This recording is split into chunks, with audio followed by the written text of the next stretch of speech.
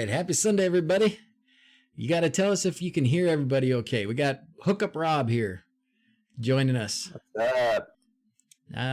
From what I can tell, you guys should be able to hear me and you should be able to hear him. So let us know if that's not the case. But that was the cause of the delay, believe it or not. We had struggles with technology. No, impossible. I know. You don't believe it, but it did happen. Oh, man. How's everybody doing? Frank's here. Fantastic.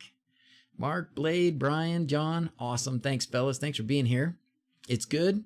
Double trouble. That's right. We got double trouble. You guys hear him okay? Think so. All right. 5x5 for you. Doc Rob sounds like he's on a CB radio. That seems bad. Yeah, it's probably not your microphone. On a $600 microphone, so that seems really bad. You have a $600 microphone? Holy crap. Yeah, I sprung for a nice Sennheiser wireless microphone. Oh, nice. Yeah. Well, that should be what I'm using. If it sounds bad, then that's, I'm sure, because of it's being reprocessed 3 or 4 times before it gets to you, before it gets to them. Because I've got it, it's coming through Discord, which may dumb up the sound enough, and then OBS, and then YouTube or whatever. So anyways, sorry. That's awesome. So I'd like to hear about your microphone, actually.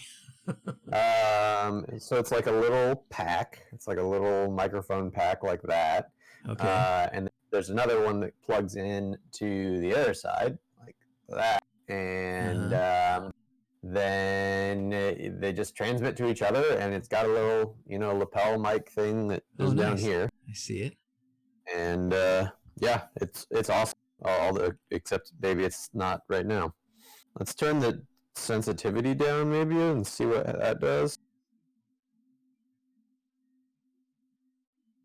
Let's try that. We'll see if that says it. They said I was clipping, so maybe that'll be better. Oh, that is better, actually. I can turn up the volume a little bit. Go ahead. Sing us a song.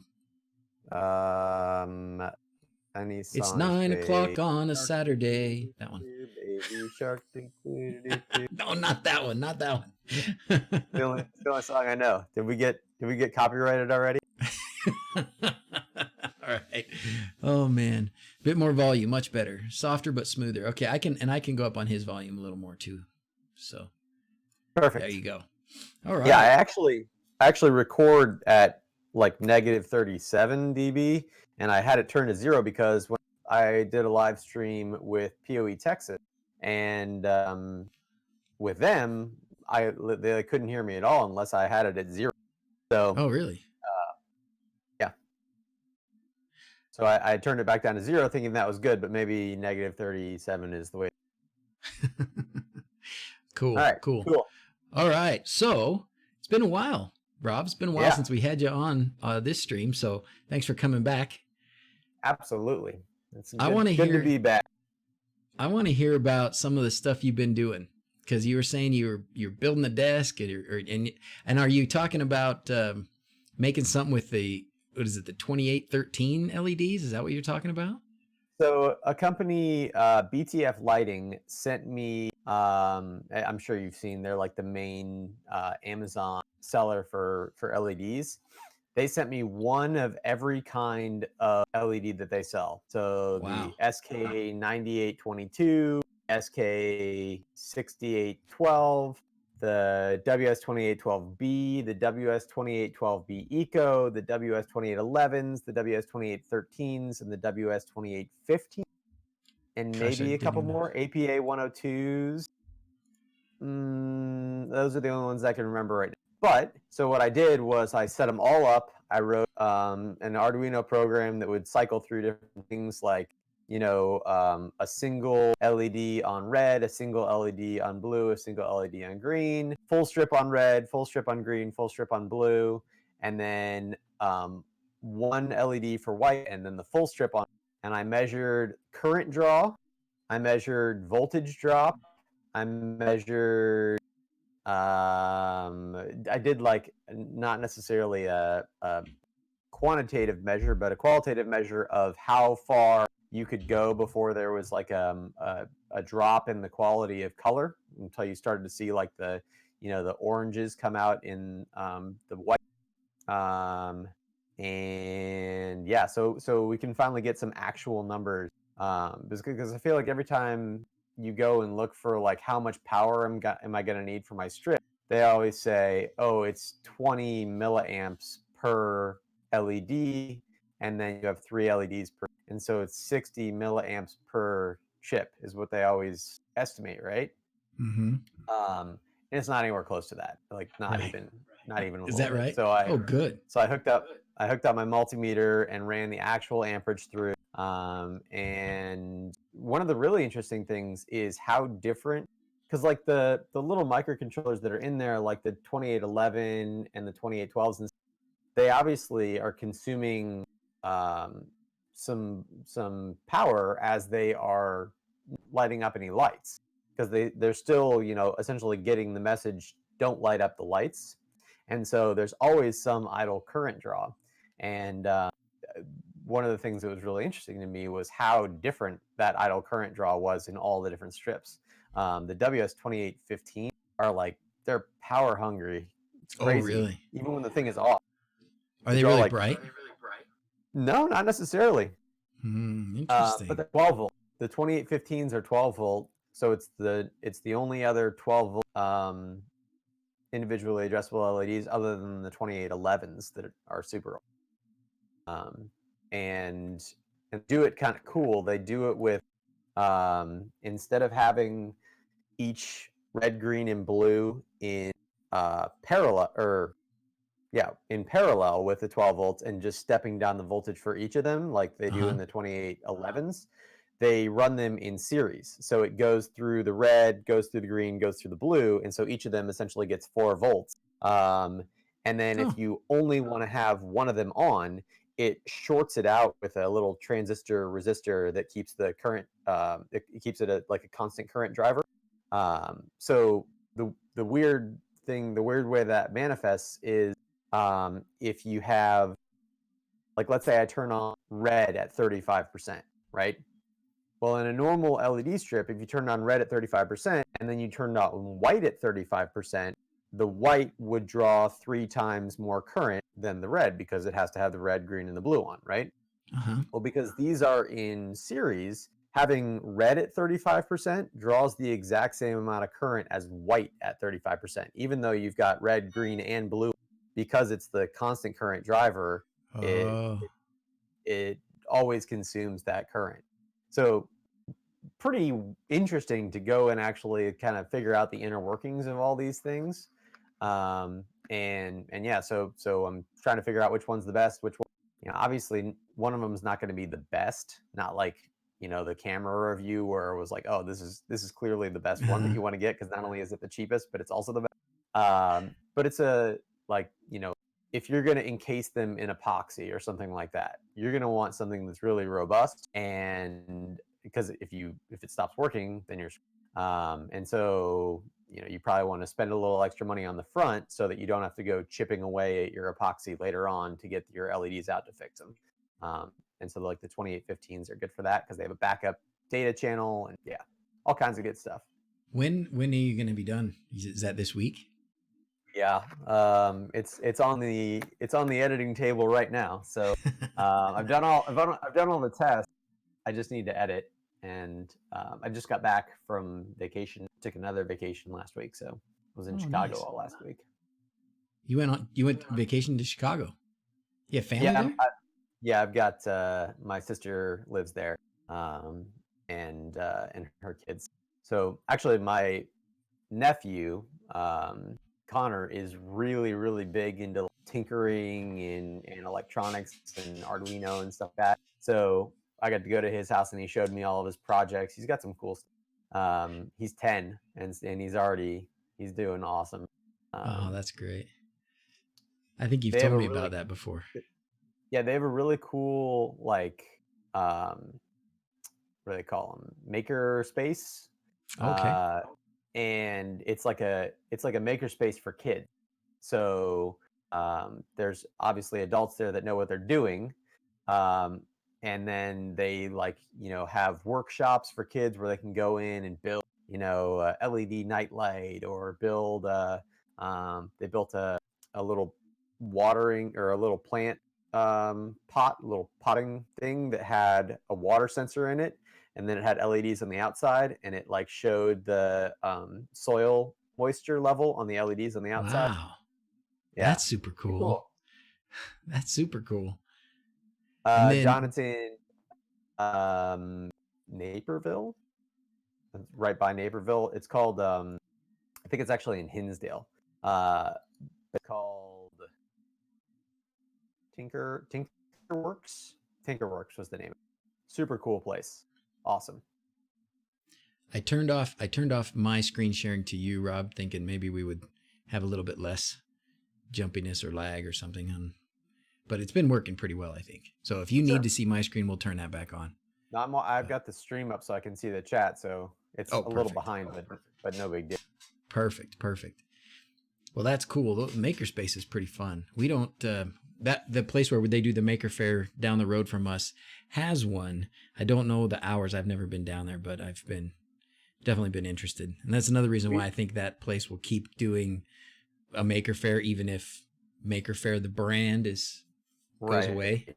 I think they'll still keep doing the same thing at the same time. Just for the exposure.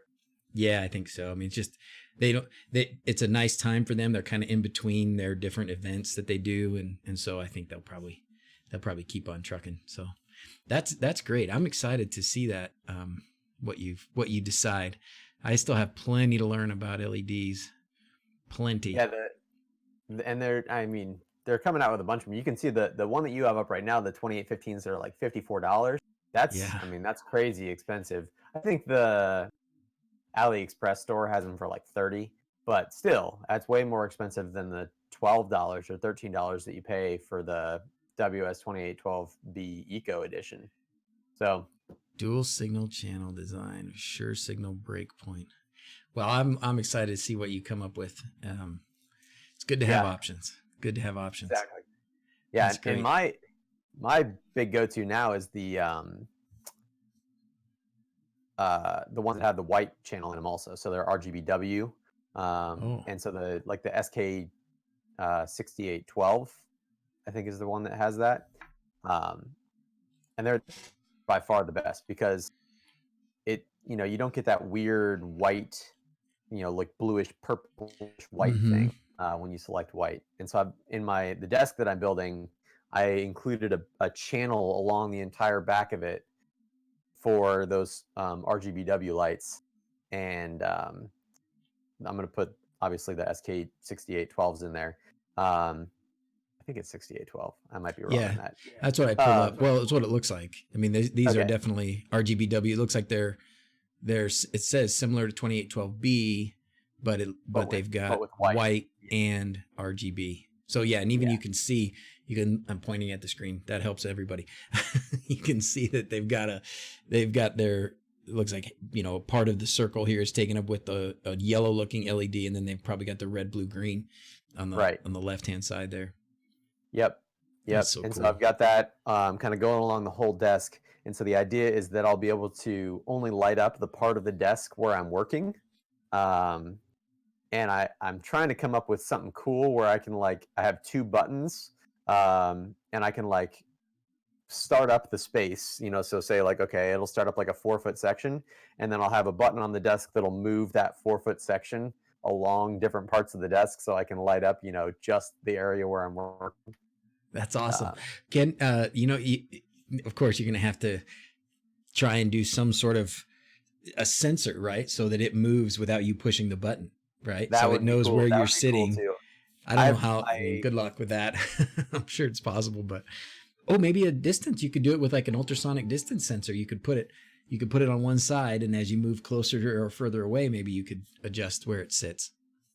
Sounds lame. We should do it with full-on cameras and detection of what stuff you're doing there. If you just put junk in front of it, it won't. Good call. It won't light it up. But if you put your soldering iron in front of it, it'll see the soldering iron and then know what that is and light that up.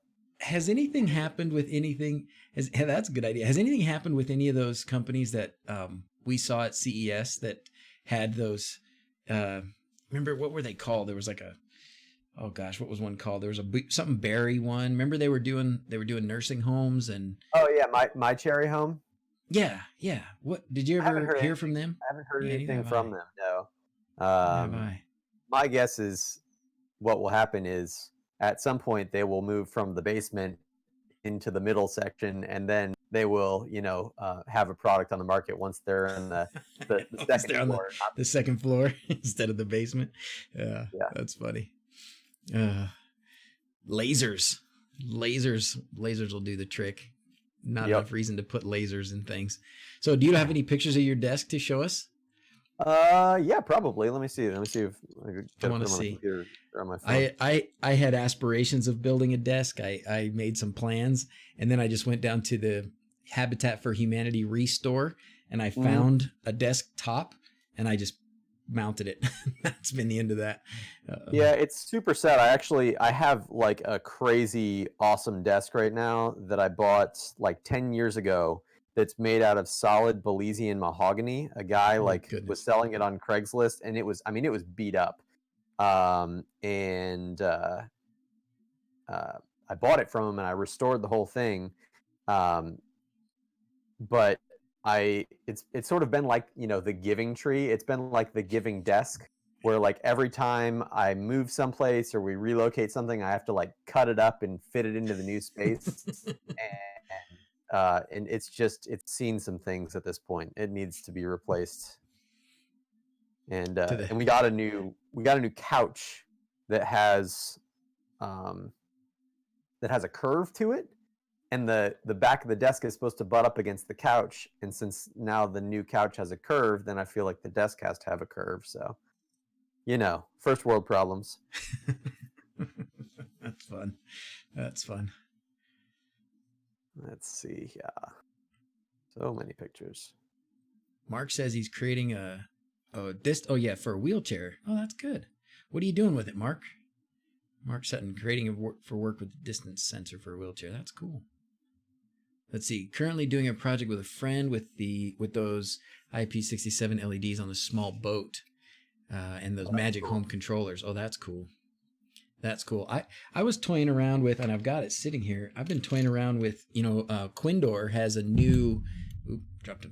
I probably made a loud noise for everybody.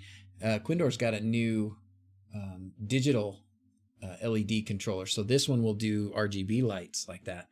And I was playing with it the other day, and I did something wrong and destroyed I think I destroyed the ESP32 chip it was running on. So I have to go back to playing with that. But it looks pretty cool. I mean, he makes pretty sweet boards for controlling those things. Makes the nice gradual dimming and stuff like that. So I bet you some of those LEDs would look pretty nice. And this one even has an extra channel. You could probably do with the white as well, I would guess. I don't know. I don't know what. I think he's using the WS12FX library, right, on his stuff. He's using Fast LED or NeoPixel. You can use Fast LED or NeoPixel. Okay, NeoPixel works for the RGBWs. The Fast LED was not built to work with RGBWs, so it will not. I don't think Fast LED hasn't been developed in a really long time. Yeah. Because I think the creator of it had some family problems, and like there's a post from like 3 or 4 years ago that says, sorry, we're just not going to do this anymore. Like all the files are there if you'd like to work on them, and blah blah blah. It's open source, so that's great. But from what I've heard, the RGBW version is going to require like a pretty much full refactoring of the code. And Fast LED is already just crazy code. Yeah. What do you like to use? What libraries for LED effects do you like to use? Do you use NeoPixel? I use Fast LED and NeoPixel. Okay. Is there anything else? Is there any other good ones that you'd recommend or think about? WS2812FX library is a rewritten version or it's like a more advanced version of NeoPixel. But I don't think you can use RGBW on it. So the cool thing about fast LED is it's got a lot more little options for you as far as doing localized dimming, fading out, fading between colors and things. Whereas NeoPixel just kind of like lights up a certain color. And so WS2812B effects or WS2812 effects adds a bunch of stuff that wasn't in NeoPixel before, but I don't think it works with the white, with the RGBWs. Yeah. McLighting uses it. Looks like as a client, multi-client. Yeah, it's part of McLighting. Cool. All right. So you got some desk pictures? Yeah, let me share some pictures here. I gotta figure out how to do this. So I'm sure nothing could possibly go wrong. Let's go to small me. That seems right. And then we'll go to transition. Sure. All right. Oh, so here's awesome, Mark. Okay. This is my old desk, right? So this is my old Belizean mahogany desk. And you can see the problem here. First of all, it's got a cut here and a cut here because it used to be much, much larger than this. It used to be huge. And then the new problem is back here where the couch curves, right? And the other problem, which is a self-imposed problem, of course, is that I got a new monitor. And my new monitor is awesome. But I can't see the TV because over here the TV sits. Your monitor is blocking your TV. That's the problem, huh? Right. Okay. So that's a real problem. If I sit here, the monitor blocks the whole TV. And I used to just be able to watch the TV out of the corner of my eye, and I can't do that anymore. So what I'm doing is I've got the curve that goes around the desk or around the couch here. And then I've also adjusted my seating position so that I'm sitting at an angle, right? So that I can have the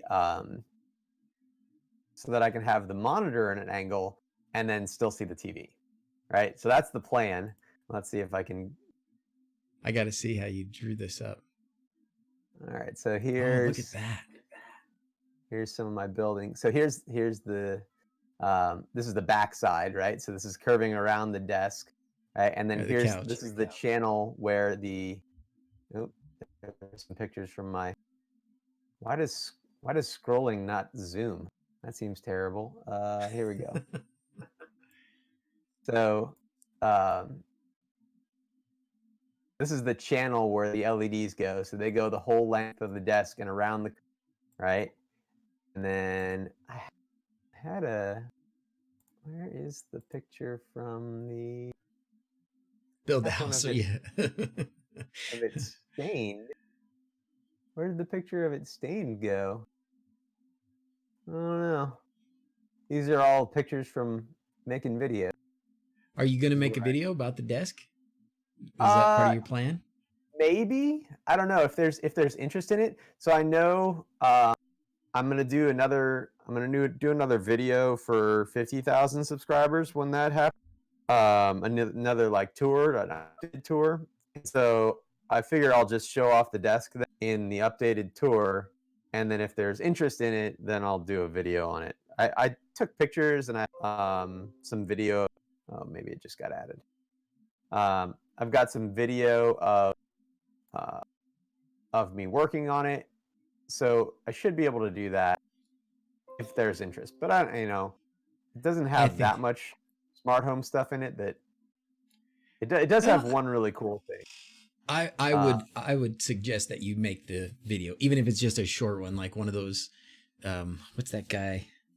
I watch a lot of his. He makes some really cool stuff. I can't think of his name right now. There's, I'm sure 100 guys that fit that description. But anyways, sometimes it's interesting just to see what somebody else did. Oh, that's cool. That looks nice. That is so. It is funny that you shaped the desk based on where that couch is and where the wall is and that kind of stuff. Yeah. So the other funny thing is I drew it up in CAD, and I made it perfect in CAD. And so I knew exactly all of the measurements that I was going to need and to wrap around the wall. And before I stained it, I went and my wife and I took it inside and just set it down. And I was like, man, this doesn't fit at all. Like everything is wrong. and I checked all my measurements and they were perfect. And then I went and checked the walls, and the walls are totally not square. So I had to cut off like 3 inches from this side and reshape the thing, and yeah, that added some time to the project. And so then on this side, there's a really cool like set of drawers that has like a workspace on top. So it's got a workspace that's got a replaceable top to pull out for doing like soldering, and it's got a little magnetized area to hold down my soldering helping. And then there's a spot to plug in USB, an outlet, and then all the buttons for controlling the LED. And then that goes on the under other side, all that stuff goes under this. yeah, on this side, there's like a chest of drawers, sort of like the old okay. desk pad. Okay. See if I can find that picture. Yeah, I remember seeing that one.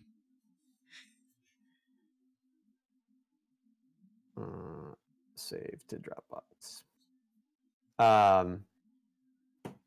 Yeah, so that basically I took a normal desk and I made it like wildly overcomplicated to the point I built all of this in 4 days. So it's the end of my summer here. So the build from start to finish took 4 days, and I was planning on being able to have it in the house on the end of the 4th day. And then I added all this extra stuff like LEDs and mounting the stuff in the drawers. And so, moral of the story, it's still in my garage, not installed in the house because I overcomplicated things.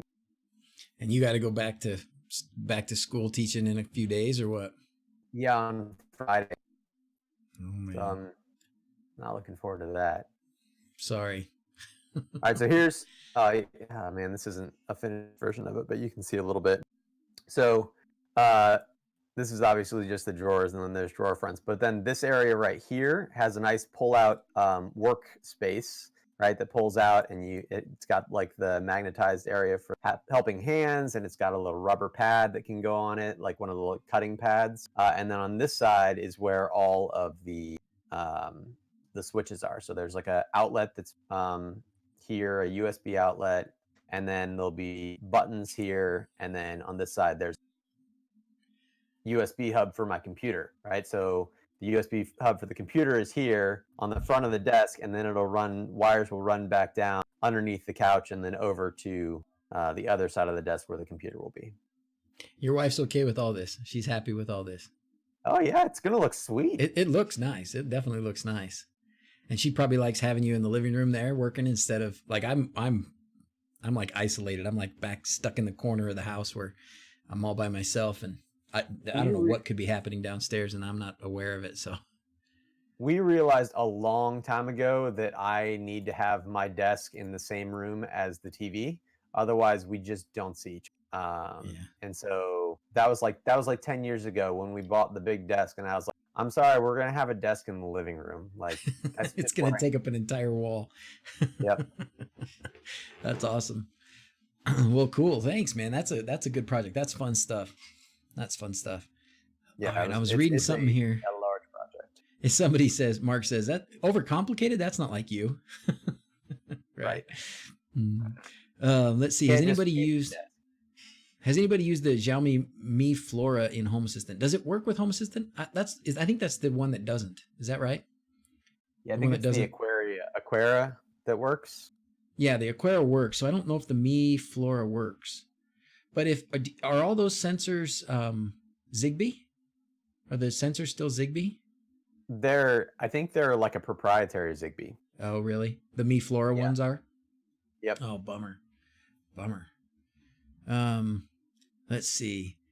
Done a system in Node Red with a moisture sensor. Oh, that would be really cool to see I'm sure you could find the code somewhere of something similar, but the one that your nephew made, somebody was asking about planting. He said, he wants to do planting, but he's not very good at it. I'm with you. We've tried multiple times. We even tried like those easy planters that have, you just pour water underneath them like once a week, and the soil just sucks up whatever water it needs. We still couldn't do it. Part of it was because it looked like a nice little place for kids to dig, and so that's what they did. They just dug everything out. But yeah, that would be a cool use for that. I know that there are those soil sensors, which are pretty easy to get. But then to have something that where it gives you an LED or an output, that says, "Hey, it's time to water," would probably make it easier. And that's what I didn't see who was asking now, but somebody was asking about automations to help with something like that. That would be pretty cool. Yeah, definitely. I know that Carrie Clandering, the guy who's always on Facebook, has a totally automated like irrigation system in his back, and then he also hooked up his bird feeder so that it like washes out the bird feeder. Oh wow. Yeah. That's pretty cool. You know what? I think I need to get him on the stream. He's somebody that we need to get on the stream as well. Definitely. Yeah, that guy, he's got a lot of cool stuff. Yep. Thanks for bringing that up. That just gave me that idea, and I will definitely contact him. I'm sure he'd be happy to come on and show off what he's doing. All right, let's see what else we got. Just finished watching Rob's pool controller video. Did something similar with my electric fire. Oh, cool. Rob's was better. And time to redesign yours. Let's see. Making an AliExpress order, trying to figure out what else I can do in the house. Oh, there's tons of stuff you can do. What have you done, Jordan? What still is there to do? Because there's some cool stuff. You gave me an idea when you were talking about. Let's see. Let me think about it for a minute. Because I thought, it had to do with like the couch or something. Like we don't really spend a lot of time on our couches. We have one downstairs. But I was wondering about, are there cool automation kinds of things you can do that would involve your couch? What kind of stuff could you do? It'd be nice to have. You can certainly do like pressure sensors underneath the cushion, right? So you could know who was sitting in what seat, right? If you had something like pot lighting or something like that you wanted to only like light up areas either where somebody was sitting or where somebody wasn't sitting, or like how when you are watching a movie or something like that certain seats have glare from certain lights in the room. Mm-hmm. Well, you could have it so that it knew where people were sitting, so that if you're watching the movie, it would turn off only the light that would produce glare on the screen. That would be cool, based on where you were sitting. Yep. Pause the TV when you stand up, Frank says. That's a great idea, too. Yep. I like that. So our new couch is actually, it's completely motorized, which for anyone else, I would be really scared and say, like, probably you don't want to have a motorized couch. But I figure that if it breaks, it'll be fun to fix. And it's got the normal, reclining action. But then also it's a low back couch normally that if you want to, you can actually just raise the headrest only.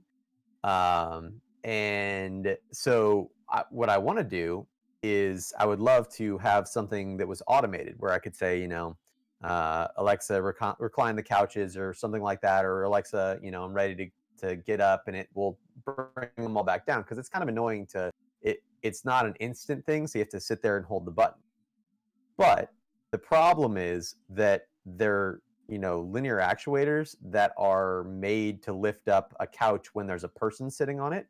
So they're going to crush you if you were sitting in there, like if you had your leg in and it started to go down, it would actually smash you. And so I'm thinking about trying to do something where something like what the Shelly does with blinds or with curtains, where it measures the current, and if the current spikes, then it knows that it's at the end, or it knows that there's something in the way. But you know what I've had, I know I've talked about this before, but on my window crank window opener little setup, I've blown out 2 motors, including one that was one of these really high torque $30 motors. And I think what I'm going to do this next time, I've got a new one to install. And I think what I'm going to do, and this is just my simple way of trying to solve the problem, I think I'm going to put a fuse in the wire, like a really small fuse, 2 amps or something like that, to try and protect the motor a little bit more. Is it just like getting to the end of its stop and then continuing to try to pull? I think so. I think so. Gotcha. So it's just, and then the crazy part was I pulled the whole motor apart. Like I was looking at the coils and the windings and testing to see where something wasn't working or where something burned out. I could find nothing, and I put it all back together and it still didn't work. So I don't know where exactly it burned out, but 2 of them now. So if I'm going to install a third one, I got to do something different because I don't want to replace that sucker again. There should be a warning. I need to include a warning along the bottom that we may say the name of she who shall not be named. Oh, cool. Could you duck DNS video with version? Could we do a Has.io duck DNS video with version 0.96? Are you still doing? You're probably still doing duck DNS, right? You're not doing Nabukasa.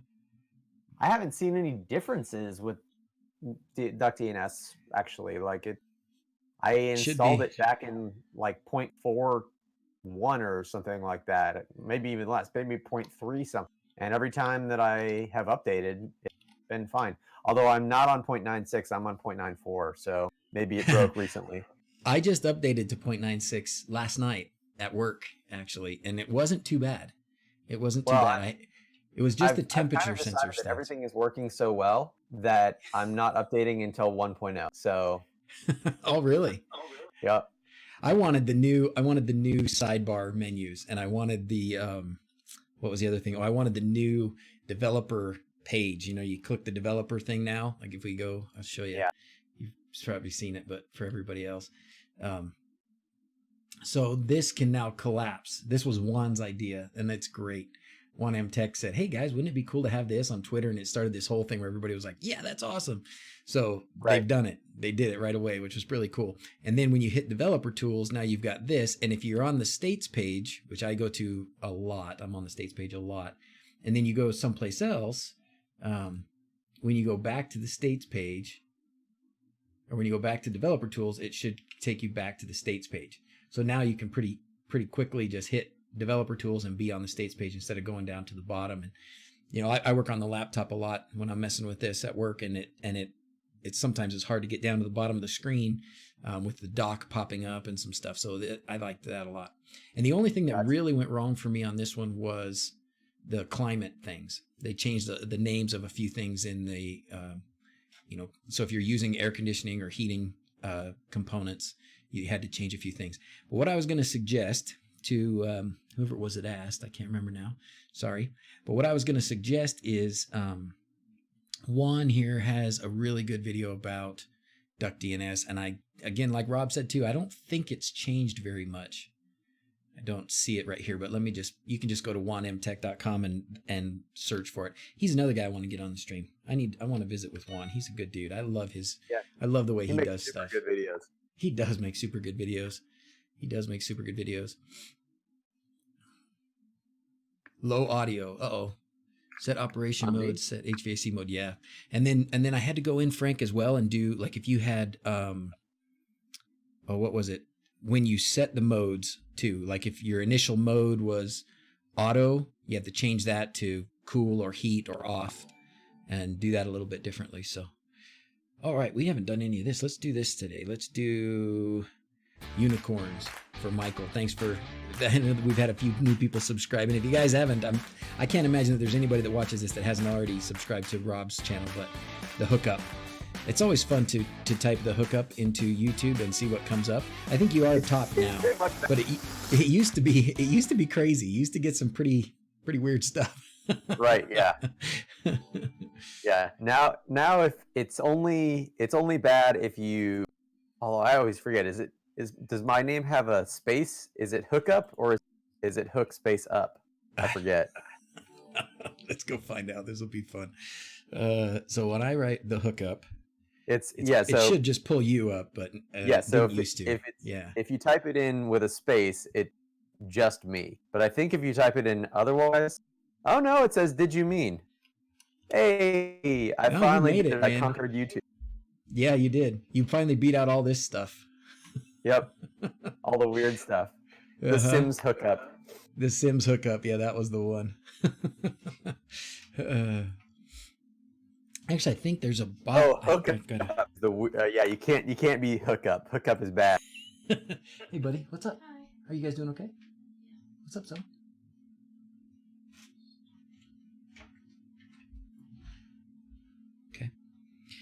All right, let's see. I think if I can't remember what I put for you in the bot, but I should have something that would link. Somebody's asking for a link to your channel. You can just drop it in there. But I know I have something with the bot. I just don't remember what the command is. I know I put a quick bot link for you in there. We'll look at this real quick and see. One.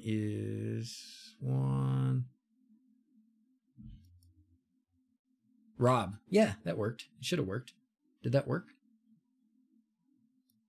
When I just typed Rob in there? Anyways, !Rob should get you a link to his channel. All right. Intruder alert, intruder alert. What's happening? Chris says, hey, Doc, can you explain that thing you just mentioned about the problems with the climate entities in 96? Sure. What exactly was the issue? Because I totally control my HVAC. Yeah. And that was why I didn't want to update at first, Chris, but I decided last night I was at work and I was tired and bored and I said, oh, I'm just going to do this. I'd already edited 2 videos.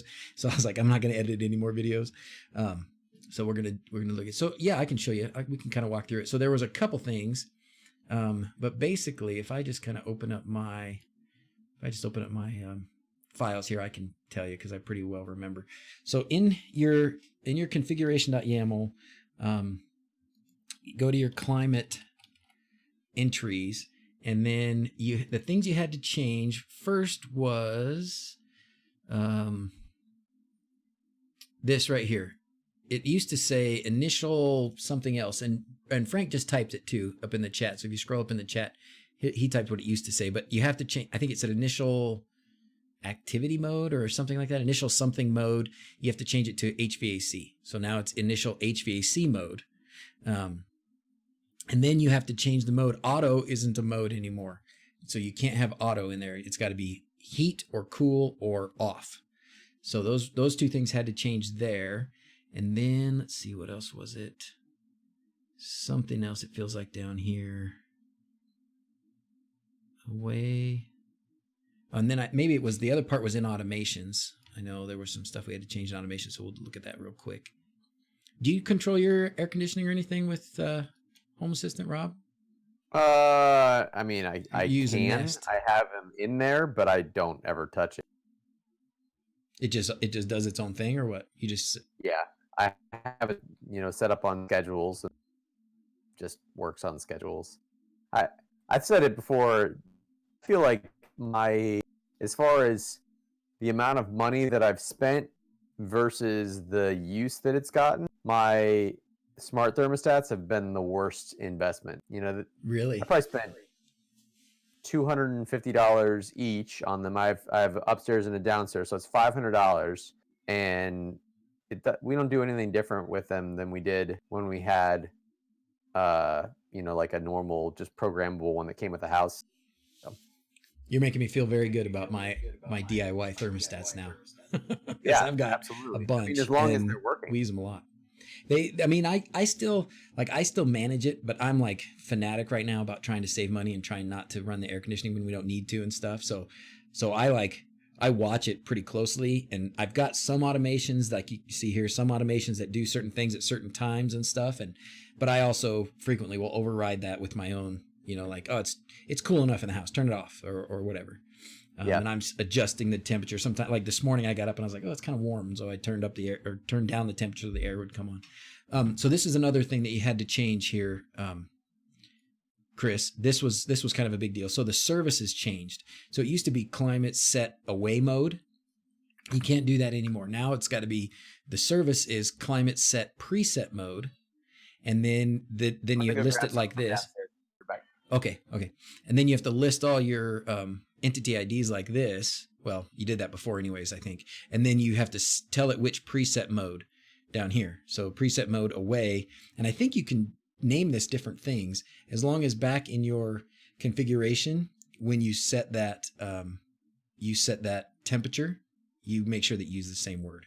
And Frank can tell me if I'm telling you wrong on that, but I think that's what it was. We got to get you hooked up with Grafana. Watch the temperatures. Yes, Blade. I have in my watch later list now. Just last night we went to dinner, and I was there earlier than my wife, and so I was started to watch Frank's video where he goes through and installs Grafana and some of those things in like 15 minutes. And I know Mark and some of these guys have tried to help me in the past, and I just have never really taken the time, but I'm going to definitely do that very soon. So very soon I will be doing some Grafana because those graphs just look so nice. Let's see. Couldn't get Home Assistant working on 0.96, Home Assistant 2.12, and I've tried everything. Would like to see a new guide, maybe help. And thanks so much for all. You bet, Roberto. You know, have you tried Juan's videos? Because Juan has the best get started videos. And you're right, it is a little bit dated. I've been kind of holding off doing a new like install video now, just because we're so close to 1.0, and maybe things won't change that much as far as the install process between now and then. But I think once we get to 1.0, then I think we'll feel pretty solid about saying, okay, this is a new video. But I understand you don't want to wait. So check out Juan's videos. Did that just do it? Is it not letting me type things? Would somebody do exclamation point Juan, please, for him? Because for some reason it's like I'm not qualified to do stuff. Nope, it's just totally blocking me. I wonder why. It does that. All right, sometimes. so I got, I ran downstairs. I just got in the mail yesterday something to monitor your power, right? Although I guess you have solar, so you probably have a pretty good monitoring system, right? Do you have like a pretty granular? We have some things, yeah. So I got that. You got the Shelly EM. So I haven't gotten to play with it yet. I just got it. So it's a little looks like just like a Shelly, right? So one of those little guys, right? And then it comes with the little current transformers that you can clip on, and it integrates directly with the Shelly app, has MQTT, right? So I'm excited. I'm going to hook this up to my pool so I can once and for all know how much money I'm blowing heating the pool and keeping the pool clean. You're gonna fill it with sand after you see that. Exactly.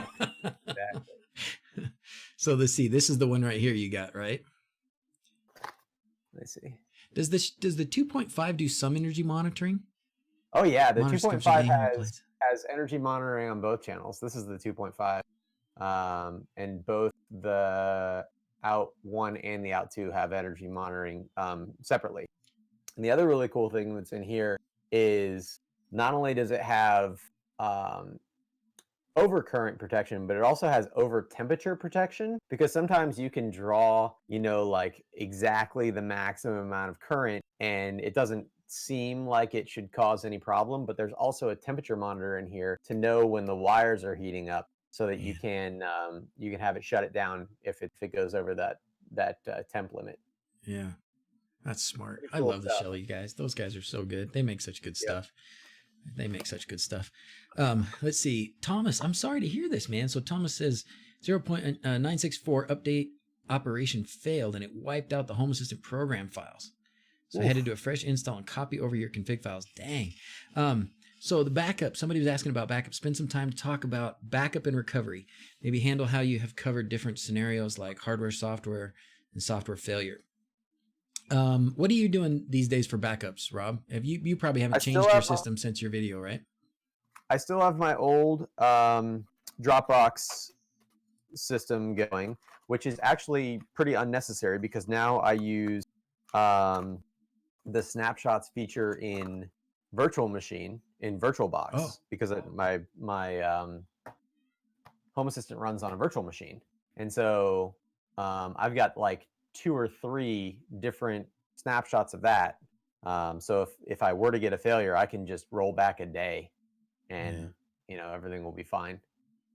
So, and what I'm using is what I made the Google backup video about not that long ago, and it's pretty nice. I think I probably just showed some code that is supposed to be secret.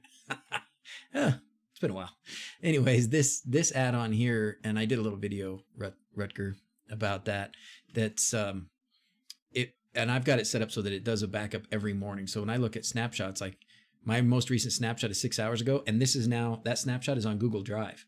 So even if like I'm not running on a Pi and I'm running on a machine that's not gonna die, the hard drive's not gonna die like you might lose an SD card on a Raspberry Pi.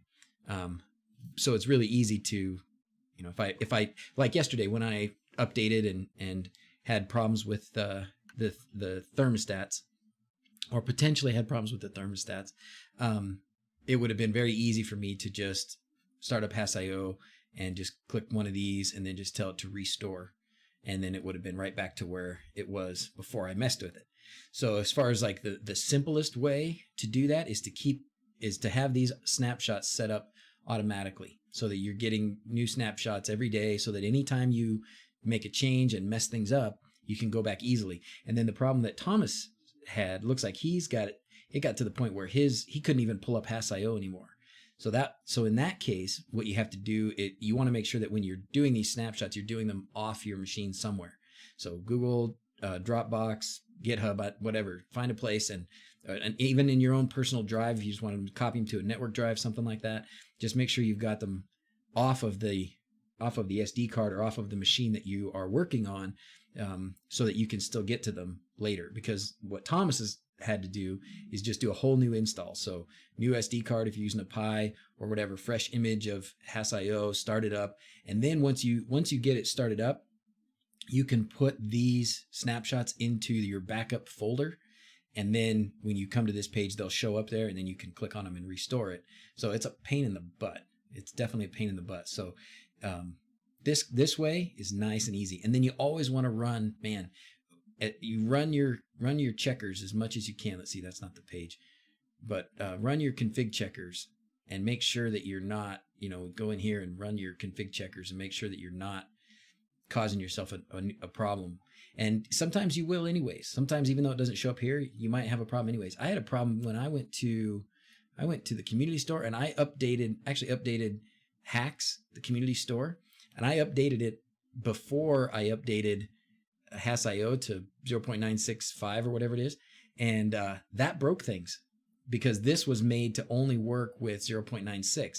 So I updated to the latest Hacks, and then I couldn't get into any of this for a while. It was having some troubles. That was another part of the reason why I went ahead and updated, was because I updated this, and that broke this. I could still get to everything else. So my general rule is either update everything or update nothing.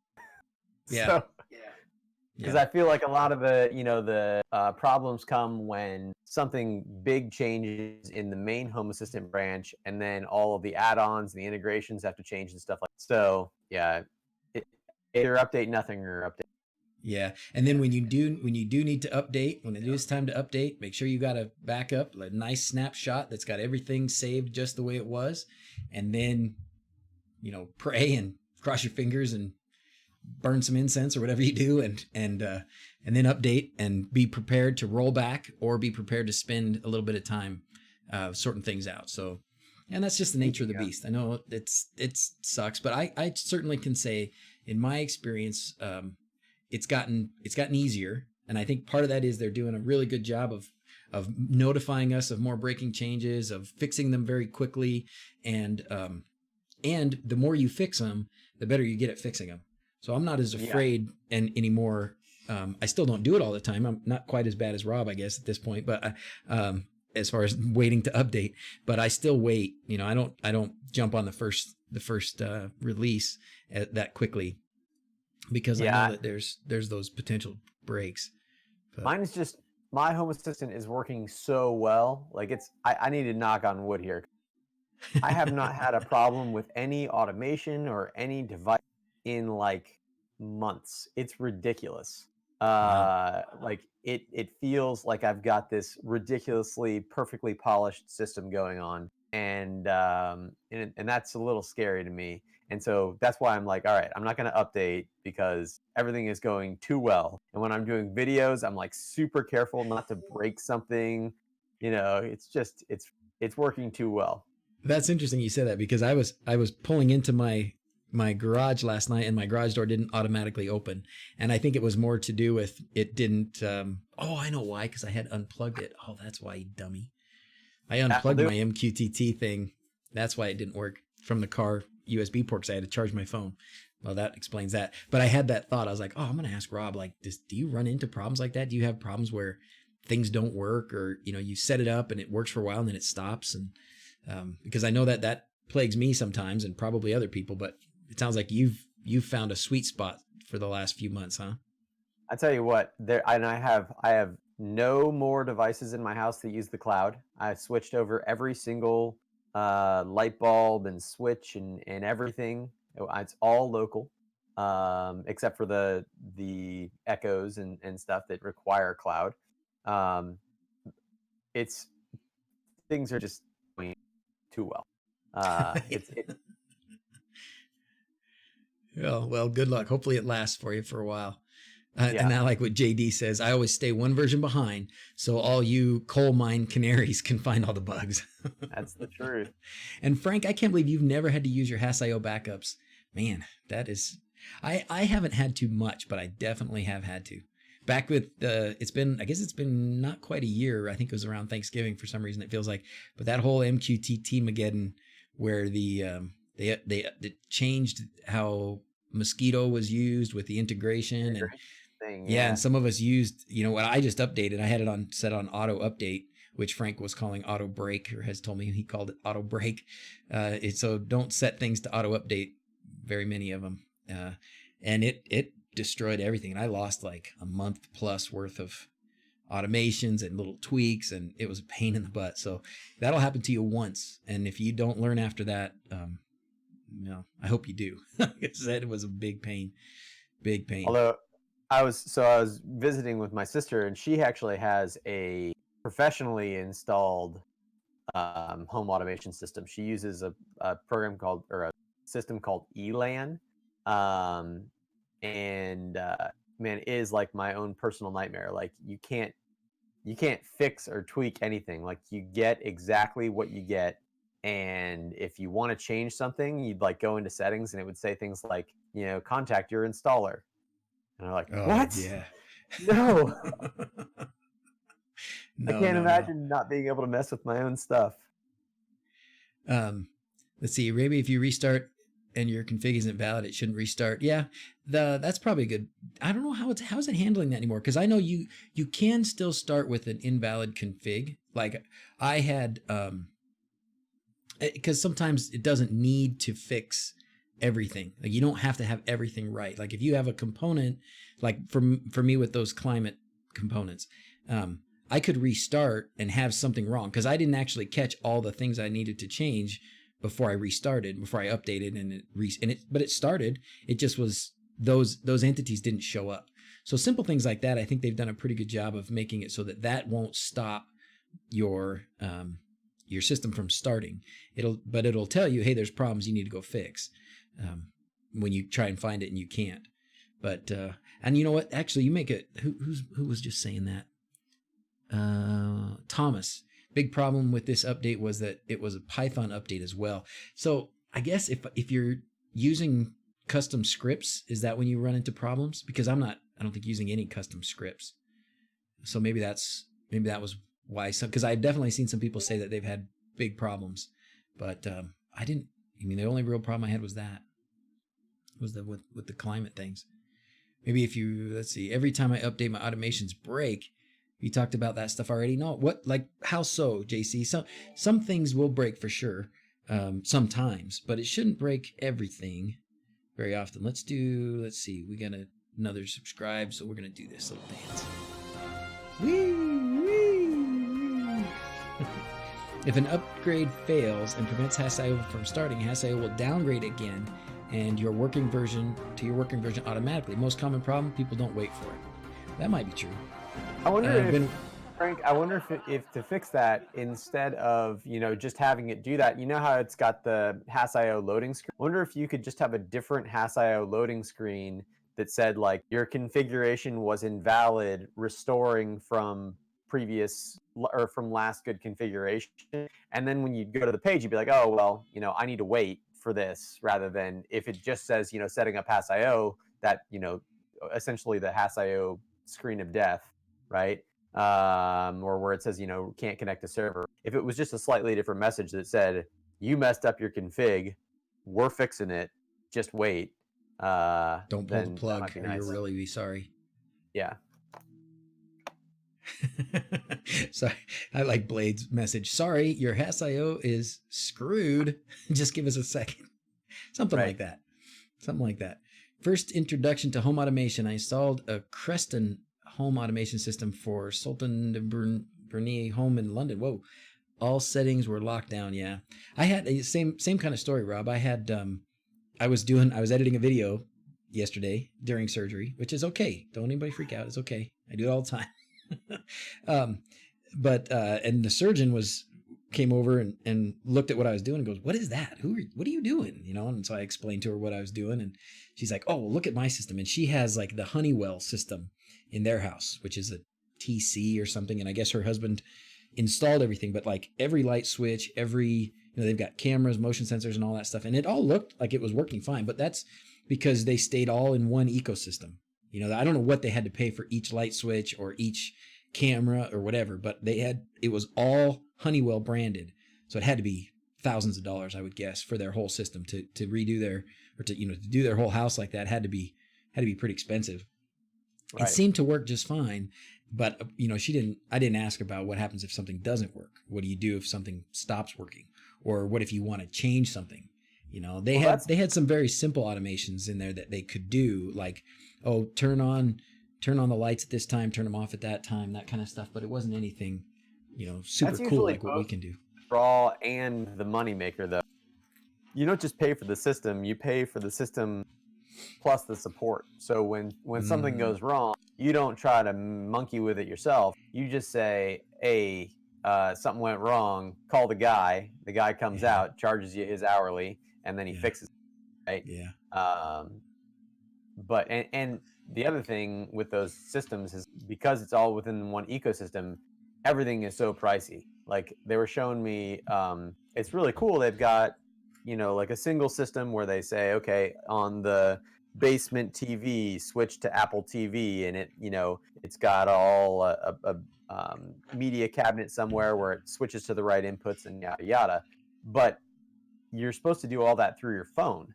And so like the kids don't have phones, and so how's a kid gonna want to watch TV in the basement? Well, he's got to go run and get an iPad from somewhere and go to that to turn app the TV on. Yeah, turn the TV on, right? Yeah. And that creates problems because now your kid has an iPad, and now he doesn't even want to watch the TV because he's got an iPad. And they were saying, so they ended up getting a remote that looks, it looks like a nicer Harmony that's got a touch screen on it. But they said it was like $600 for the remote. So it's crazy. Yeah. Well, I love the way we're doing it, obviously. And it, for all sometimes it takes a while sometimes to get things just right, but that's okay. Like and I think most of us here, that's why we're here. That's why we do this, is because that's we the fun of it. Exactly. It's fun. It's like some people like to make puzzles or do things, this is what we like to do. We like to fix these kinds of fun things. So I just spent this past week finally finishing my shades, those window shades. They'd all come down. And now I've got 7 of them. They all come down. There's a sensor at the bottom. There's a sensor at the top. So I know when they hit the top. I know when they hit the bottom. I've got a couple of them that are missing sensors. I still need to tweak them. I don't know where something's going wrong. They're not hitting the sensor just right. But boy, now when I hit that button and all those shades just come down, it's just big smiles and just like pat myself on the back. And they're all nice and coordinated. They all go at the same time, and you're like, oh, there it is. Yes. Like, oh, it's beautiful. And then, and I'm still at the point of it. I've had them working for not quite a week, but I'm still at the point where I was like, okay, I'm going to watch them because I don't want them to get away from me. If it misses a sensor, I got to make sure that it's hitting the sensors frequently enough. So I'm standing there watching it, with my finger next to the stop button, waiting for them to miss the sensor. And then they all hit the sensor. They all stop. And I just go, oh, sweet. Put that away. Right. Good job. Yeah. This is cool. Yoda and Obi-Wan on the same live video.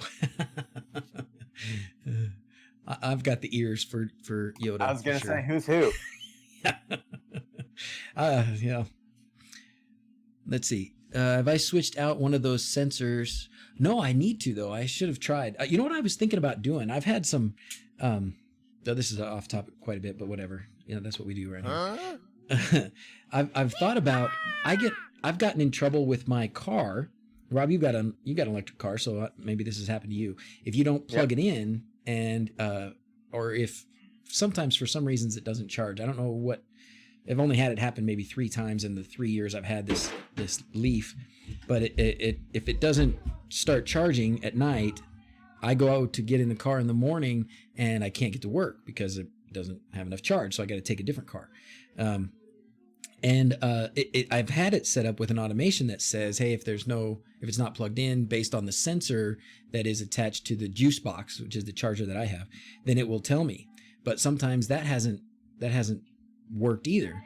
And so what I was thinking about doing was using one of these Xiaomi ones that I just got, one of these other sensors, and putting like one part of it in the car on the charger and one part of it on the handle where you plug it in, so that when they're together, I know that it's plugged in. When they're apart, I know it's not plugged in, and save me from having that trouble. So that's a long answer to Frank's question about have I installed these yet. I didn't try using these on the shades, but the Shelly EM, that would be a good idea. Shelly EM, throw that on your juice box, and when it's pulling power, you know it, and when it's that's a good idea. Well. That's a good idea. Fix. Yep, Blade, that's exactly what Rob just said. Current monitoring, clamp on the wire. Yep, those are good ideas. But if it's charged, then that'd be fine. Anyways. The Model 3 has such a huge range on it. We don't really deal with, like, we would never be in a situation where we couldn't get someplace. It would be like, oh, instead of having 280 miles of range, we've got 100, but we're not going 100 miles, so it doesn't matter. And also, the Tesla has an integration in Home, so I can see the battery percentage right from Home Assistant. So I could say, okay, well, if it's under 40-mile range, send a reminder to plug it in or something like that. So yeah, and I don't have that. I've got more range now than I did, but I certainly don't have that much. And I've got a long commute every day to work, so if I don't plug in the night before, I've got about 20 something extra miles, maybe 30, but it's not enough. It's enough to get me there, but not get home. What's your total? Total range? Well, just over 100 probably. Gotcha. When it's not cold, 100 when it's not cold if I'm not using the heater.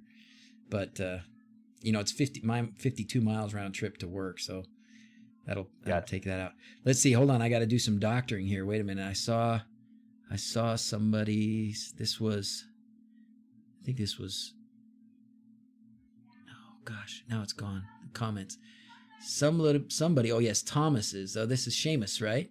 His daughter, Elida. Is that how you say it? Elida, Eilidh. Ellie, maybe it's Ellied. Anyways, sweet little girl. She fell and hurt her lip. Cut her lip with her teeth. It will definitely heal soon, little sweetie. It'll definitely heal very soon. Your lips heal so fast. What's that? Especially for kids. Especially for kids. You'll heal way faster than your dad if he would have hit himself, that's for sure. So just put a little ice on it. Make your daddy give you a popsicle to eat, and you'll get better. It'll stop hurting before bedtime. Maybe. Depends where you live.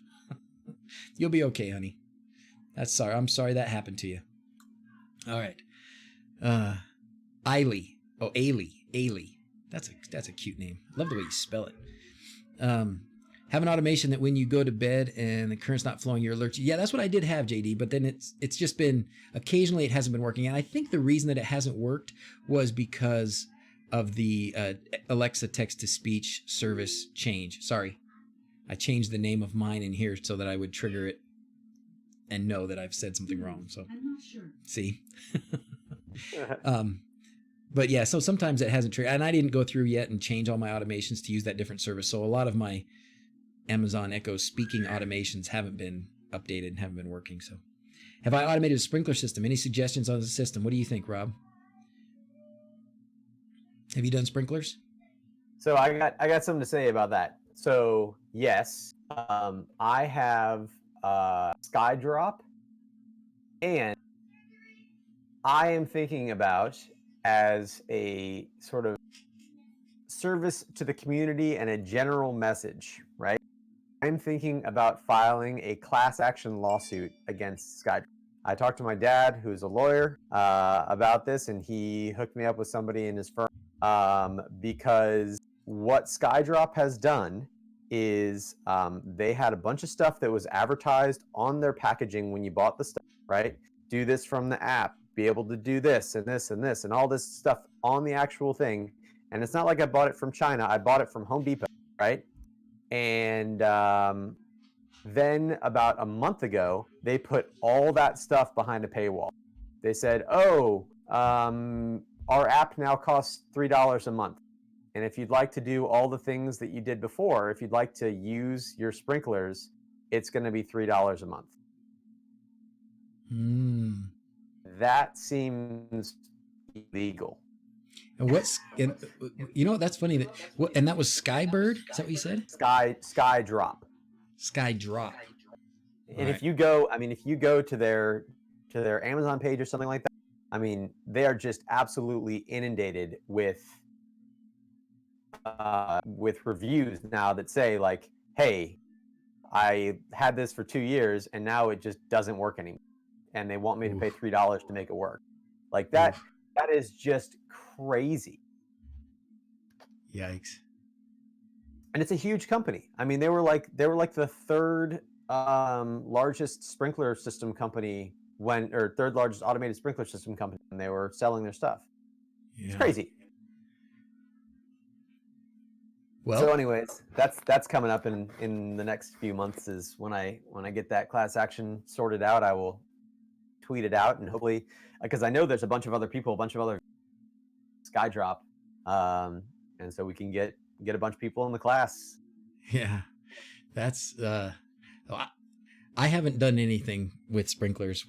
Our backyard is zero-scape essentially. I mean, it's turf and concrete, so we don't do any watering back there anymore at all. The front yard has 2 small zones, and I've just had them on the regular thing. I haven't bothered to do anything with that just yet, but I mean, it's if you have a sprinkler system already there, like most have some sort of a timer, it will give you'll have in that box the ability to grab the wires that go to each of the what are we going to call them, the valves, the solenoid valves, right, that are opening and closing.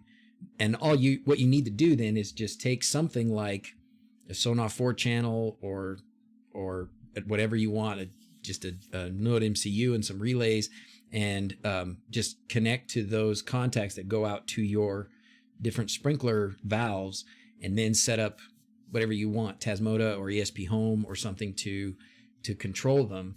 And then you can set up the automations to time them and based it on a bunch of different things. So I know that's a very quick, this is how you could do a DIY solution without really showing you much detail, but that's the gist of it. Is in your sprinkler box, you will have wires that go to your sprinkler valves, and you can just connect those wires to a relay and then get that relay into Home Assistant through a Node MCU or D1 Mini or Sonoff or something, and then you can go from there with whatever kinds of automations and zones and stuff.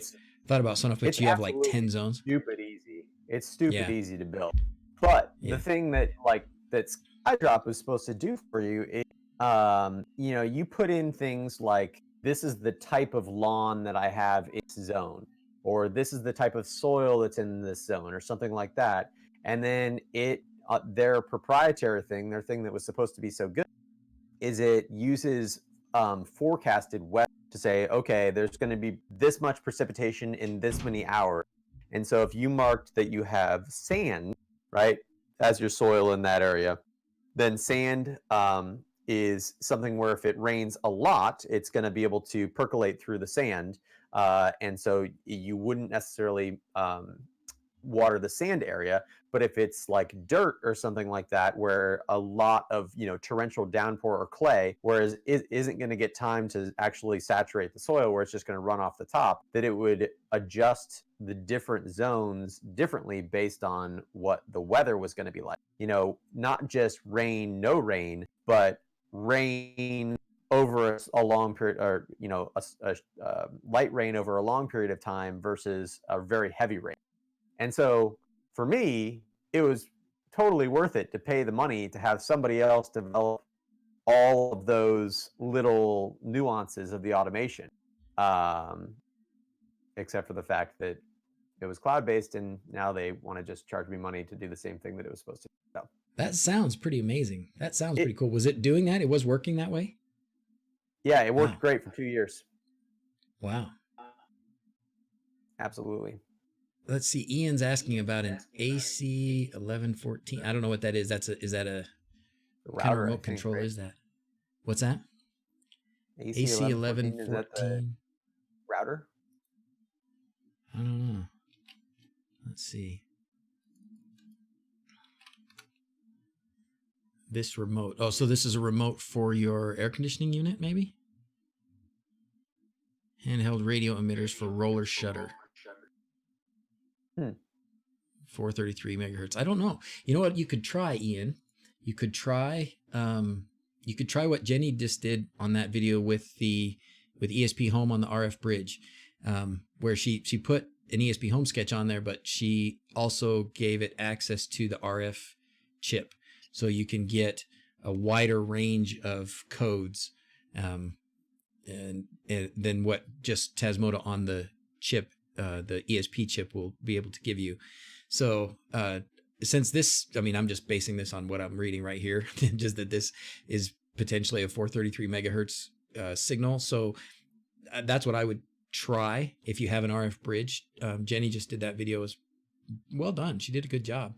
And I want to do that just to see what else I can pick up, because I don't have very much else other than the things that I bought that work with it the way it is. But I would like to try just for the sake of the experimentation of it.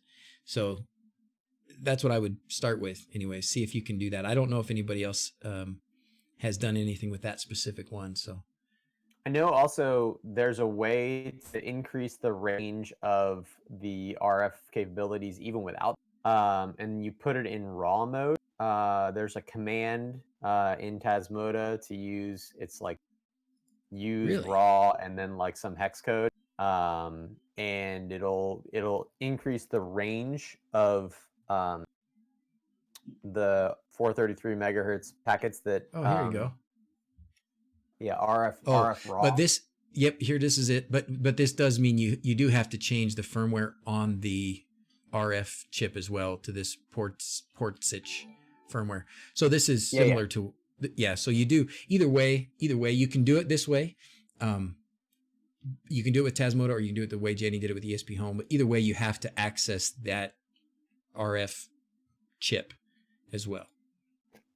But yes, there you go. So you can do it this way too. So if you already have the RF bridge and it's already got Tasmota on it, then I would go to this guy's stuff right here, this Poor Stitch, and try that on your RF chip. I think he does some of the same kind of things as far as accessing certain pins, I believe. And then you have to flash that chip with this firmware, and then you should be able to get more codes. So yeah, give that a go. And Alian, I don't have any, you know what? I didn't build my house. I don't know what brand of valves we have, but that really sucks that you've had valves break, like sprinkler valves break. Dang, that's lame. That's too bad. Sorry, man. I don't have a brand to tell you. You tried the raw too. Ian, you tried it? The code is the same for each button. Really? So when you press it, it just gives you one code. So you are getting the code in Tasmota. That's weird. Dang. Is it a number of? Does it come through a different number of times? Oh, maybe that's a really it too. Weird way to do that, but and it could still be that there's. Well, I don't know. I can't say I know enough about the inner workings. If you're actually getting a code, but it's the same for each button, but it's working. It's controlling the blinds by being the same button. It's doing different things, even though it's the same code. There's got to be something else there we're not seeing, like Rob says. There's got to be something else. There's another signal or something, or maybe it's a different number of times, something like that. Let's see. Magna says, first home automation on an Apple II Plus in 1981 using X10. Just got your garage going with Siri control. Kids got Siri to randomly respond. I'm sorry, dude. I'm afraid I can't do that. I'm sorry, dude. There's some fun stuff you can do, that's for sure. Okay. Yeah, using the remote works perfectly. Yeah, there's got to be some other code there, Ian. There's something else we're missing. If it's only one code and it's working to do different things, it's got to be something else. So Zigbee, what frequency is Zigbee? I think Frank said it is like 2.4 megahertz still. Right? I think it's different in different countries. I thought it was 900 megahertz in the United States and something else everywhere else. Oh, really? Yeah. RTL SDR radio to test. Jenny's video is awesome. Anyone know of RF bridge that speaks 300 to 350 megahertz? Do you? I don't. I've never seen one, no. Let's see. Anybody else? Let's see. Can someone help me for not Hasio to update from 0? Oh, no hurries. When I press refresh, tried everything I can think of. Oh, CBus. Let's see. You can't get Hasio to go from 95. Check your logs. You're trying to go from 95.4 to 96.5. That's what I just did actually last night. I don't get exactly what's happening in your message, but if you're pressing it and it's not updating, check your logs. And there's a few different places, probably in the Hasio information page here. So if you go to your Hasio, I have to get used to these icons, know what they each are. But if you go down here, system, you should have down here system log. You should have some error in here if it's not updating when you think it should. So let's start the sticker things. Oh, and I can show you guys my new stickers. Rob, I know I forget, and I've asked you several times. I sent you stickers, right? Yep. No, I did. Okay. I got them on my Home Assistant server. They look really cool. Awesome. So I got these new ones. Let me turn this thing on and then I'll show them. I finally bit the bullet and just bought some stickers because I was printing them all with my Cricut and then weeding them by hand, and it was taking me way too long. That's why I'm like, I saw that in your other stream. Oh, it's too much. Did I have the stickers in hand last time? I don't think I did. No, you just mentioned them.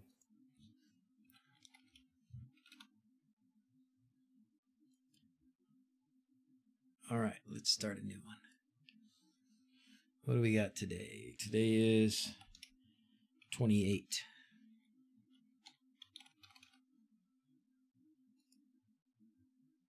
Oh, did I not end the last one?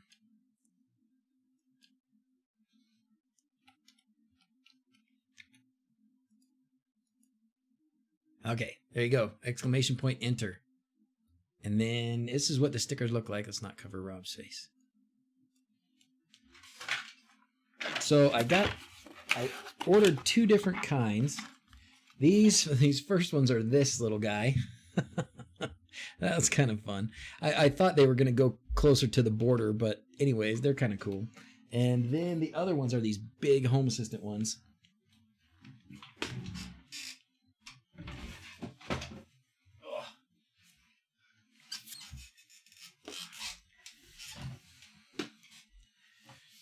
These turned out pretty well, pretty good. They're big, so that's awesome. So exclamation point, enter. And then I do like the little, I might still do some of the vinyl ones, but just not so many. I just don't have the time, and unfortunately then I end up 2 months behind getting anybody any stickers when they should be getting them. So all right. I have a question. Doc, have you gotten your Wisecam RTSP working in Blue Iris? No, I don't think so. Oh wait, no. Yes, I have. Yes, it's the other ones that I haven't, the ESP32. So I could try opening. If I open Blue Iris, it's gonna have a little implosion. Yeah, we'll have an implosion. But yes, I did, and the way that I did it was in the. Let me think about this for a minute. In the app, I had to take apart the URL that it gave me in the app. Yeah. In the Wise app. And then how did I put that back together in what best I can do is I'll maybe take some screenshots after and I'll just post them in the chat. But an interesting thing, and this may be what's causing the problem. So I only have 2 Wise cams. I have one that's just the still, no pan tilt, and then I have the other one that's the pan tilt. The still one works. The pan tilt one does not. I did it exactly the same. Everything is exactly the same. And I did it multiple times, and for some reason the pan tilt one is a no-go. So Well, I don't know. I've got an even crazier problem. Mine does audio, but not video. Like the audio works, but the video doesn't come up. Weird. Yeah. That's some craziness. And you have multiples, don't you? You have multiple. I just have one right now. Oh, do you? And it's the pan tilt, isn't No, it? it's the version 2, the V2. Oh, really? Yeah. Huh. I don't know, man. That's too bad. I was really excited about that RTSP thing and with Wise Cams, because that seemed like a great way to get good cheap cameras. I don't think that they're that excited about it. That Wise is that excited about it. I imagine that it's just not that big for it. Yeah. We're still too small of a minority tinfoil hat wearers. Yep. Wise released a new firmware recently. So I guess Foscam is doing, I'm sure they're all going to start doing this. They've got, I don't know how they're doing it exactly, but they're doing some different kind of image processing to detect human only, like Wise was talking about doing. And now I know Foscam was just telling me they want to send me another camera to show that off. I don't know. But whenever it's a cool system, but unfortunately you can't have both. You can't have RTSP and the human detection. Human detection. Yeah, they're not gonna put the firmware. They're not gonna put it in both firmwares. You see what Frank says to you? So you have all these nice cameras tested, and you're freaking around with the Wise Cams. Okay, so the Wise Cam actually is. My daughter's been going through a thing where she's really scared, and like scared of weird stuff. Like she's been saying, like she's afraid that she's gonna get taken, like while she's sleeping. And so we went and it was actually really funny. We were having a conversation, and I went and showed her all the sensors on the doors and windows, and I said, there's no way that anybody could possibly get into the house, without us knowing about it, and the alarm will go off, and yada yada. And we got all these cameras and blah, blah, and she was like laying in bed, and she's like, Dad, are there sensors on the walls? And I was like, what do you mean sensors on the walls? She's like, could somebody like go through a wall? And I was like, well, the walls are made out of concrete, so you'd need like a bulldozer or something to get through the wall. And she's like, well, do you have a bulldozer sensor? And I was like, your ears are a bulldozer sensor. Nobody's going to drive a bulldozer through the walls without you knowing. But the moral of the story here is that the thing that made her feel better, I was like, would you feel better if I put a camera in your room so we could see you and we would see anything that happened? And she was like, oh yeah, that would make me feel a lot better. And so I bought a Wise Cam for that to put in her room. So, but I'm trying to get it into Blue Iris and I can't. That's awesome. Or that's a bummer. I wish I could say. I can show you once we turn this all off so we don't break the stream. But yeah, I didn't do anything special. But it's odd that I have, two cameras, and I obviously know how to do it one way, so I did it and did it on the other camera. It didn't work, and I haven't really gone through a bunch of trouble to troubleshoot it. Somebody was asking if you use a Wise Cam outdoors, you saw a cover or case shield on Amazon. Is it needed? One of a kind. That's a cool name. I like how you did that. If you don't put a cover, if you don't put some sort of outdoor cover on it, you're just risking that it goes bye-bye, right? I mean, you might be okay for a while, but even if you put it somewhere it doesn't get rained on, it'll probably get dirt and dust with wind. So you may, if it's pan tilt at least, you may eventually clog up some motors. So do you need it? I mean, I'm going to tell you, no, you don't need it. But if you don't have something like that, you're risking losing the camera. But, I don't know what the case costs. Maybe the case costs $15 and the camera costs 20 or 25. If you don't need the case for a couple of years, you're probably fine. You could, by that time, get the next version of the camera if you had to replace it because it broke. So the guy, Smart Home Solver, the YouTuber Smart Home, he has Wise Cams outside, and I think they've been going for like 6 or 8 months or something like that, and he says they're still going. In fact, I still have one camera outside that's an indoor camera, and it still works. It's under a cover, so it doesn't get directly rained on. That would probably be a pretty quick way to destroy it. But yeah, I mean, overall, you're taking the risk that it'll malfunction because of heat or dust. or water. But overall, if it's a cheap camera, and you don't want to spend $15 on a case, yeah, I think you're probably okay. Have you messed with the UI 3 thing for Blue Iris, the web portal for it? No, I haven't. So because I haven't even updated Blue Iris to 5 yet. I'm still Oh, or is I it think 6 and 5? I think it can't might remember. only be in 5. Let me transition back over.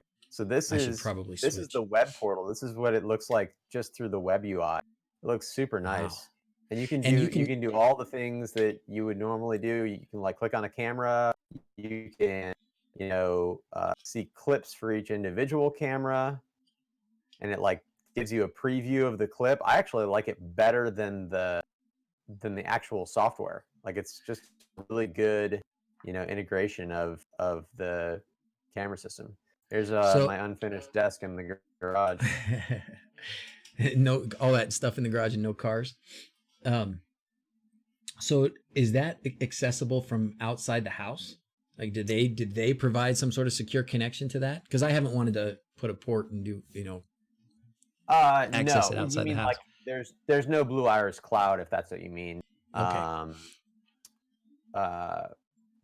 But I mean, this is This is obviously just an accessible internal from IP any. address.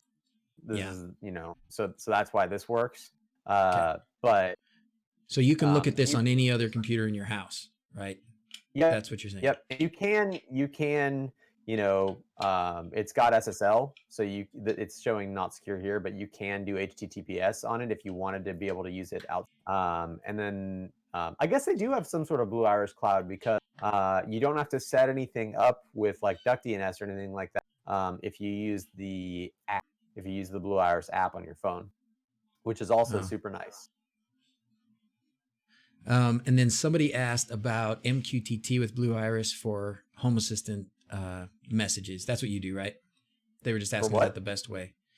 MQTT for Home Assistant announcements or notifications from Blue Iris. That's how you connect Blue Iris to Home Assistant. Yeah. Yep. I don't think there's another way, is there? I don't think so, no. Yeah. So yes, the answer to the question was, is that the best way? Absolutely. People open no ports, run a VPN into your home network. Yep. Yep. All right, cool. Well, let's see. Anything else? Any last questions for me or Rob? Can I enlarge the screen? Oh, now it's probably too late for whatever you were showing the Blue Iris thing, and they wanted to see more of your beautiful mug. Put it back up there. Use WireGuard to get in from outside and view it. Yep, that's right. Does Blue Iris work with PVR for those cameras? PVR. What do you mean? What is PVR? What's PVR, Joe? Looks like Wise is just rebranded Xiaomi. What are your next big videos coming up? Oh, yeah. Frank says, "What's your next big videos, Rob?" So I got the LED video coming out on Wednesday. And then after that, I have, oh man, maybe. So if I get it finished, I bought a bunch of solar cells and charging managers, solar charging managers, so that I can battery power my blind, so that they don't have to be hooked up to a power source. And so I've got one of those that's working, but I need to do some like longevity tests on it because I know that it works currently, but it also has two 18650s in it. And so if I need to make sure that the 18650s are going to last. And so it's a really bad time to check that now in Florida because the sun like is crazy powerful and it'll charge up anything you'd ever want. So I need to make sure that on like overcast days and stuff that it will be able to not run itself into the ground. So yeah, I will probably not have that video the next week. Very, very highly likely I'll do a video on the Shelly EM. And yeah, what else? I've got so much stuff. I have this. You have one of these? A habitat elevation? No, I read about it though, and I've got the wrong thing up, don't I? oh, I don't know. Transition. Is this the right thing? That's the right thing. That's the right thing. Yep. Oh, there you go. The habitat. I've read about it. I read about the habitat. Have you played with it yet? To play with. I haven't. It's still in the package, so that's something that I was going to mess with that I haven't done yet. I'd be interested to see what you have to say about it. That'll be cool. I've got so much stuff in my boxes of shame here. Let's see. Somebody else asked something about the poll. Something about a poll for your car? Oh, the polling rate for the Model 3. What poll rate do you use for your Model 3? I don't even know what that means. Oh, that's a good question. I think like 180 seconds or something like that.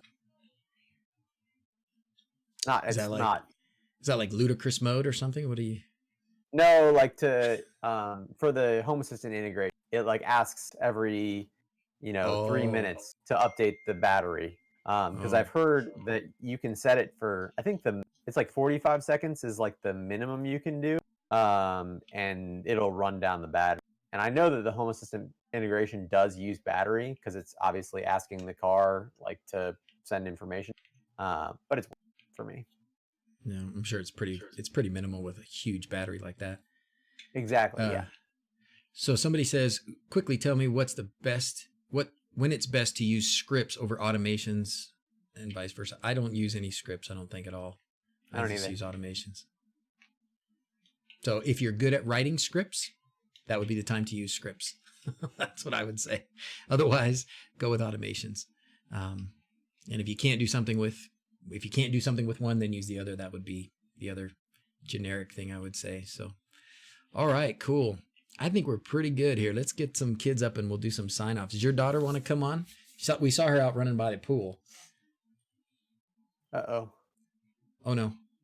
Uh-oh. I was trying to go to my YouTube comments because David said he sent a comment that I didn't reply to, but I clicked off of the stream. It was a fail. Every the 5 YouTube minutes. comment system is so terrible. It is. It isn't great. It is not great. It's funny. I went to VidCon, right? So that's like the big YouTube conference in LA. And there were some interesting things, but one thing that was surprising to me, some people talked about how YouTube really wants live streaming. They want live streaming. They don't do it very well. Like they just really don't. Like there's a lot of things that Twitch does much better, and Twitch does a lot. I mean, Twitch wants people to be streaming, and that's like that's pretty much all they do.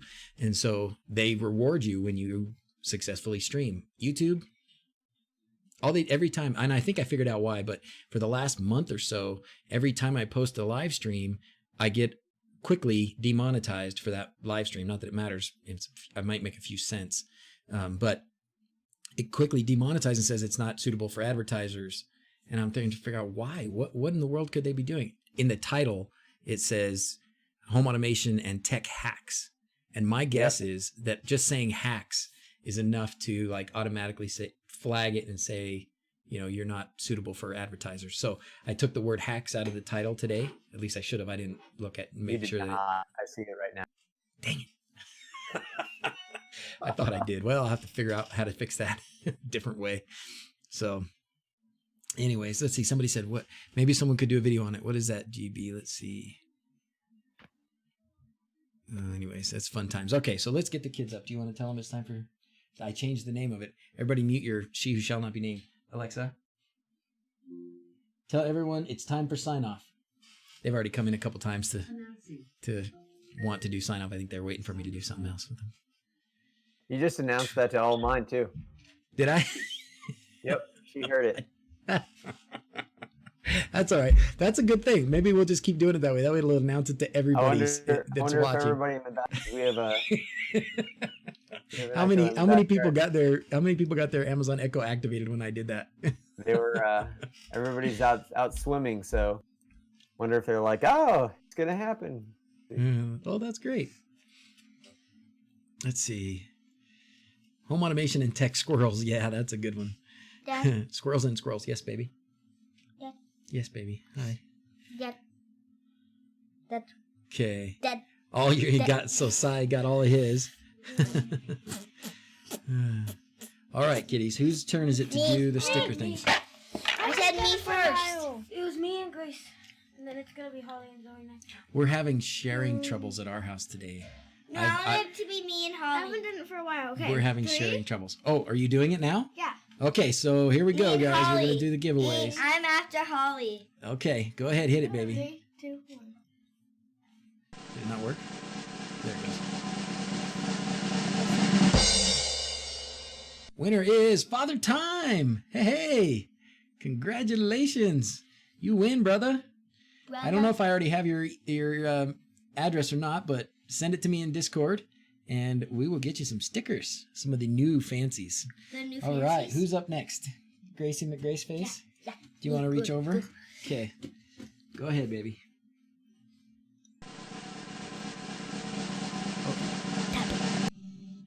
Oh, you stopped it too soon. Okay, next winner is Beatty. Betty? Congratulations. All right, send me your addresses Baby and we'll Ben. get you some stickers in the mail. Baby Ben. Baby M. Okay. Baby. Well, Rob is probably your daughter's not going to come. She doesn't No, really. they didn't. realize. They didn't get out of the pool. They're still swimming. I see. I 'em. can't blame her. Okay. They're having- Well, let me make having sure a I blast. end this because I didn't end it last time. Okay, here we go. It's ended. All right. Well, how do you guys want to do it this time? Can you hear? Slow motion? No. Slow motion? Fast motion. No, we did fast motion. And slow motion. Slow motion sounds good. Let's do slow motion. We'll do the slow No, motion. we should do doctor. Doctor. How does that? What's a doctor? How does a doctor do it? Sorry, I'm tweezing. Just kidding. Pinching and hurting somebody? As Ow! always, Ow! thanks for watching. Okay, Okay, just do yes. it that way then. Just pinch Ready? me. Okay, ready, set, go. As always, thanks for watching. Until next time. Adios. Wow. Just take abuse. need Take that. abuse. All right. Rob, thanks a bunch for being here, my friend. Thanks, everybody, for showing up. Have a good Sunday, guys. Adios. See ya. Adios. See ya. I wish